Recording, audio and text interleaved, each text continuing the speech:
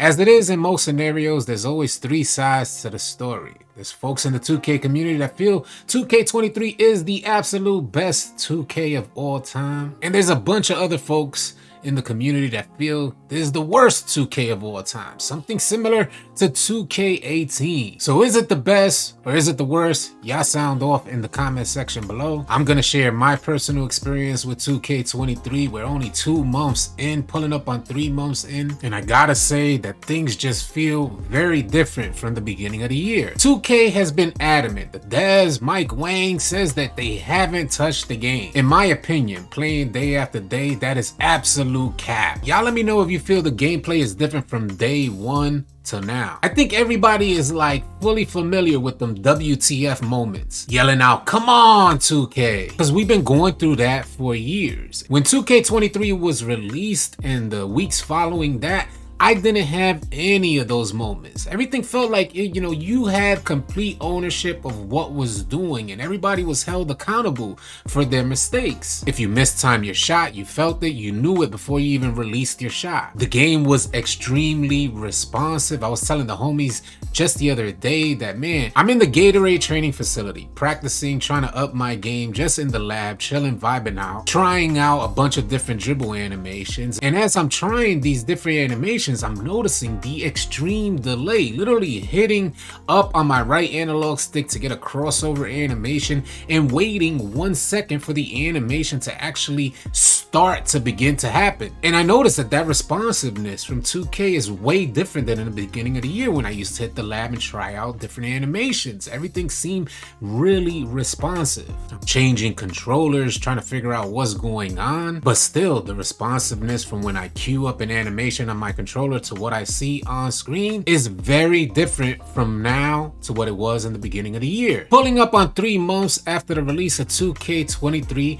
and folks are still resetting their animations. And I don't want to make this like a hate video on 2K. I'm just really sharing my personal experience with the game because a lot of us are just scared to go into our menus. We gather our team into the rec center. And by the way, if you guys are looking for players to run with on 2K23, come on out and join our Discord. We'd love to have you. Well over 25,000 members. You can become a member by clicking the link in the description below. So we pulled together a rec team from our Discord community. And as you guys know, there's a whole checklist before you go into the rec center. You have to check your animations, check your dunk packages, make sure your shot is the same. You also have to check if your shot meter is on or off, who to guard, and so on and so forth. But oftentimes, as you're doing your daily checklist, the game will just freeze on you, forcing us to close the app and have to go through that checklist all over again. So in that regard, it's hard to label that this experience should be the best experience I've had on 2K, especially playing on previous generation consoles. We've never experienced these type of problems. Considering whether it's the best 2K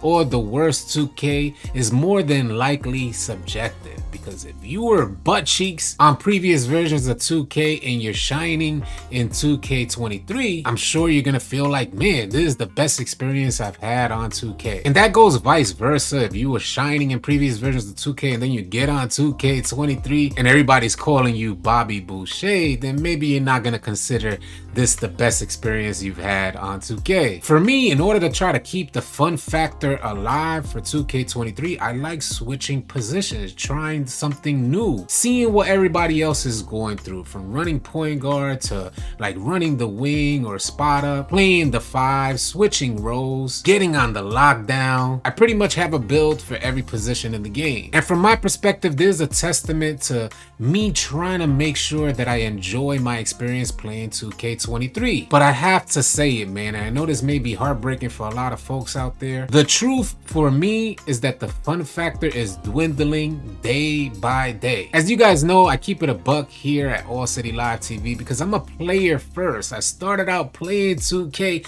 hours on end before even considering creating a channel and uploading content for 2K. I am in no way connected to 2K to try to get you guys to play the game or purchase VC. I just share my experience playing the game. In my experience playing the game, I noticed that in the beginning of the year, it was looking like it was the absolute best 2K ever released. I was thinking, man, there's so much to look forward to. Trying out different positions, trying out different animations, making these things work. The gameplay flows smoothly. Everything was fluid and responsive. I was thinking it was just gonna be a stellar year for everybody. Some of the players that we played with in 2K22 that were struggling got on 2K23 and they were shining, looking like some of the best players for 2K23. But that was in the beginning of the year. So you would think surely as players progress and get their attributes up and their badges up, then everybody's gonna be playing even better than they were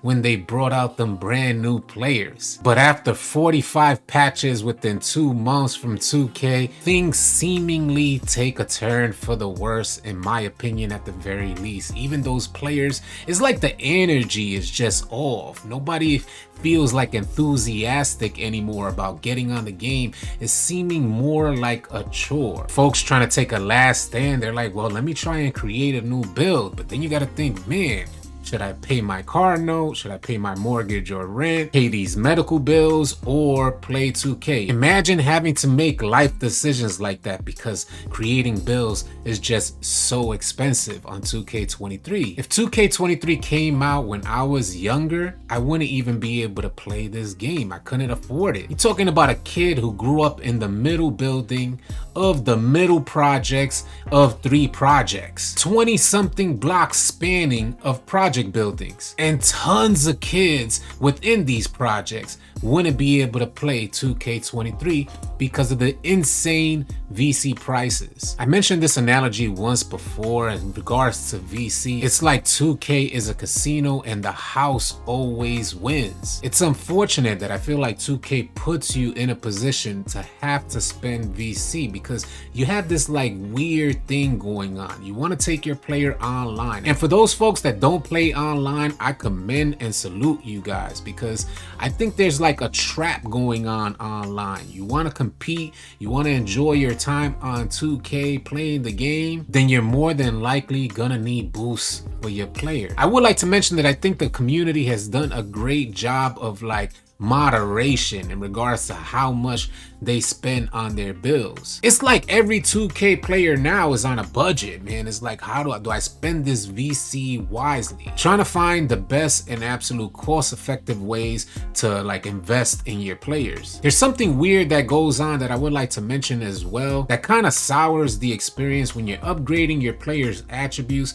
Let's say you have like a 40 ball handle because you created a lockdown build similar to our homie AllCity Don. He didn't create that lockdown build to handle the rock at all. It was strictly defense, shooting, and finishing. So he left that playmaking attribute really low. But in order to get to 99, you're gonna have to eventually upgrade that playmaking attribute, which is not even gonna do you no justice out there on the floor. But to upgrade those last attributes, which wouldn't do you any good out there on the floor, it'll cost you like 50,000 VC to upgrade those last attributes that'll get you to 99. There's also something weird that goes on with 2K that doesn't allow you to upgrade the attributes that you wanna upgrade when you wanna upgrade them. You wanna unlock a particular badge at a certain threshold. It'll let you put like 2 attributes in the category, and then you'll have to wait till the next attribute cap is like completed before you could add those additional attributes to meet that threshold and unlock a particular badge. It's 2K's slick and sly way of keeping us on the game. The fact is we have a good game in front of us, but these finesse tactics from 2K to keep us playing the game is completely unnecessary. It's like 2K thinks you're some type of idiot or something. And I don't think 2K realizes that the community is completely devoted to playing a good game. It's not those sly, slick, finesse type of tactics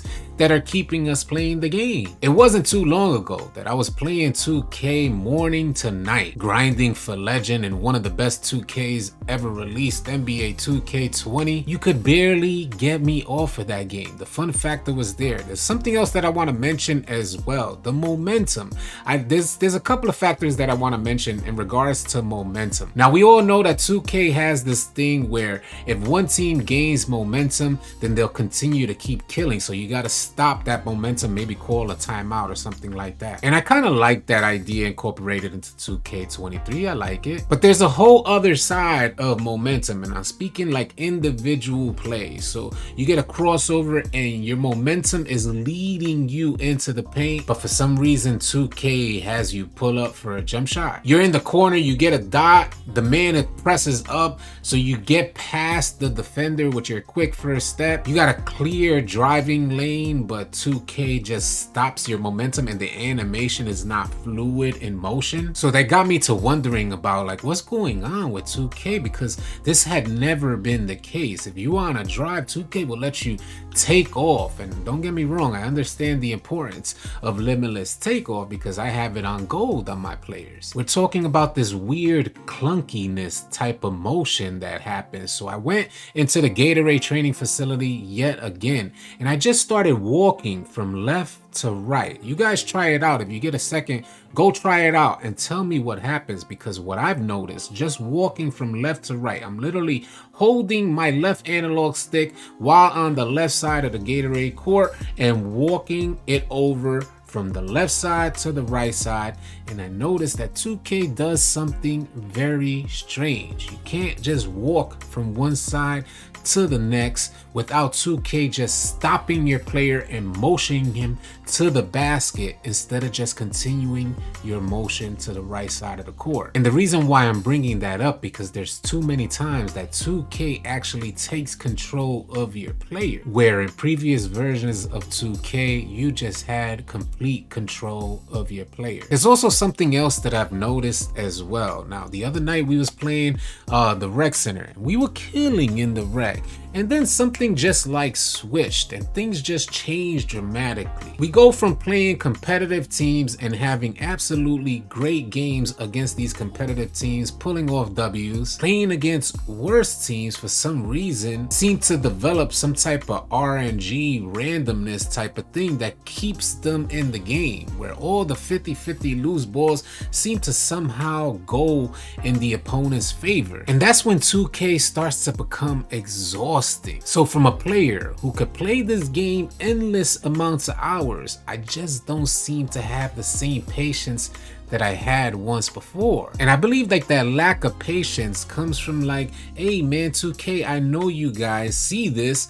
How come you haven't fixed this? The lack of patience comes from those WTF moments where you see a 4'6" guard going up on a 7'3" center. The lane is completely cut off. Everything, I mean, it's just absolute great defense, hands up type of defense, or even jumping straight up type of defense, and they call a foul. I know the community loves the idea of being able to influence developers, but I just feel like in this case, all the cries from the 2K community from the beginning of the year up until this point kind of just messed up the gameplay. I guess the developers were scrambling to address some of the cries from the 2K community, and whatever it is that they touched along the way within these 47 patches that they've released within the last 2.5 months, something just really messed up the fluidity of gameplay, and that fun factor is going out the window. Surely we can play different game modes to try and get our basketball fixed, but I'm somebody who likes to play online. I used to love to play the park. Now I no longer go out in the park. I mean, talking about hours on end, shutting down the park. Now I can't even go and play a park game. It just seems too silly to me. I really enjoyed playing the rec center. Half, if not all of my clips are from the rec center, and now not so much enjoying my rec center experience on almost any player I bring out there, from the 1 to the 5. My general thought process playing the game is, that was goofy, this was goofy, why did that happen, why did this happen? Too many of those moments happening too consistently just kind of just exhausts you and makes you want to get off the game. So I'm just making this video to share with you guys my own truths. You guys sound off in the comment section if you're experiencing something very different from my experience, or if you're experiencing something very similar to what I have experienced playing 2K23. Sound off in the comment section. Is 2K23 the best 2K of all time, or is 2K23 the worst 2K of all time, looking something like 2K18? Thank you guys so much for tuning in. Keep it locked right here at AllCity Live TV for more NBA 2K23 news, information, and updates. Drop a like, drop a sub on your way out. Catch you guys on the next video. Easy, y'all.